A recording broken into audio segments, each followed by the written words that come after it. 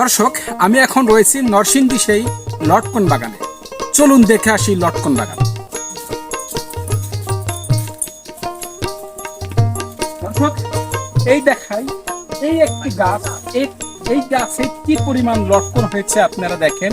একমাত্র আল্লাহ তাআলার অশেষ রহমত ছাড়া এইভাবে লটকন হওয়া সম্ভব না। দেখেন একটি গাছে একদম গোড়া থেকে মাথা পর্যন্ত প্রত্যেকটা ডালে ডালে লটকন।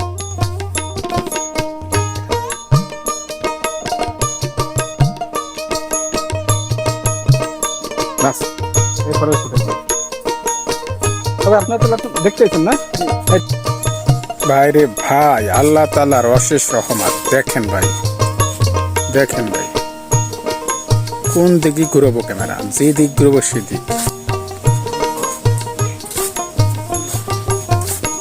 ভাই রে ভাই,